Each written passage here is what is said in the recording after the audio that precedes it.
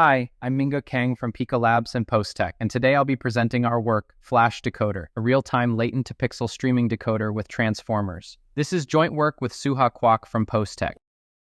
Let me start with the motivation. Video generation is getting very close to real time. As you can see in this demo from self-forcing, autoregressive diffusion models can already generate video chunk by chunk with very low latency. This opens up exciting new applications: interactive generation, action-conditioned video, AI agents that produce video continuously. So the question has shifted from, can we generate latents fast, to, can the entire pipeline run fast enough? Most modern video generation systems work in latent space. Take a prompt like a cat jumping in a sunlit garden. An autoregressive model generates latent chunks one by one, and with KV caching, this step can be very efficient. But after generation, we still need to decode those latents into actual RGB frames. And in most systems, this final step is handled by a 3D convolutional VAE decoder. So is that decoder fast enough? In many real-time systems, no. The AR diffusion model generates latents at 29.6 FPS. But once we attach the WAN 2.2 3D causal decoder, the full pipeline drops to just 10.4 FPS, well below the 24 FPS real-time target. The generator isn't the bottleneck, the decoder is. With FlashDecoder, the full pipeline runs at 24.8 FPS, comfortably above the real-time threshold.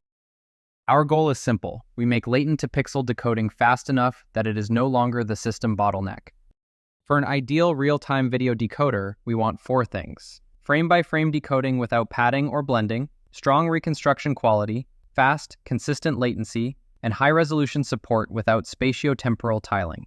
Transformers are a natural fit. Attention masks give us precise control over temporal context, and windowed attention keeps computation predictable. So we built FlashDecoder by adapting the Qwen 3 transformer architecture into a VAE decoder. The encoder stays as a standard 3D conv encoder.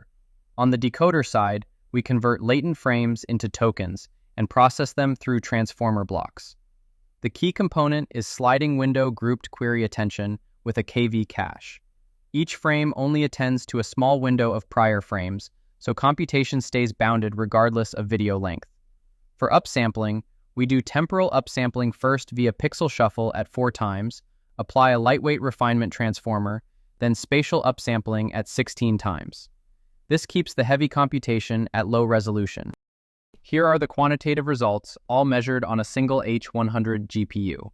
FlashDecoder achieves reconstruction quality close to WAN 2.2 across 480p, 720p, and 1080p, while using dramatically less GPU memory and running much faster. At 720p, WAN 2.2 runs at 16.1 FPS and uses 19.3 gigabytes. FlashDecoder runs at 76.3 FPS with only 2.4 gigabytes, and with additional optimization, it reaches 151 FPS at just 1.3 gigabytes. At 1080p, WAN 2.2 requires around 41 gigabytes, while FlashDecoder needs only 3.7 gigabytes. Here's a qualitative side-by-side at 720p with the optimized FlashDecoder. A token is relatively fast at 28.1 FPS and lightweight at 1.5 GB. But if you look closely at the dense foliage area, you can see noticeable temporal artifacts. WAN 2.2 has strong quality but runs at only 16.1 FPS and uses 19.3 GB. FlashDecoder hits 151 FPS at just 1.3 GB, close to WAN 2.2 quality without the cost. To wrap up, FlashDecoder makes decoding practical for real-time video generation. It eliminates the decoder bottleneck by replacing 3D conv decoding with frame-by-frame transformer decoding. Fixed window attention keeps per-frame cost and memory bounded, and it achieves 3.6 to 4.7 times higher throughput, up to 11 times lower GPU memory, and up to 12 times higher throughput with optimization. FlashDecoder also powers PikaStream 1.0, a humanized AI agent built on top of real-time video generation. Unlike a typical chatbot, PikaStream has a face, a voice, and can express emotions. You're not just typing prompts back and forth, you're actually talking to an AI that looks and feels alive. If you want to try it yourself, scan the QR code. Thanks for listening.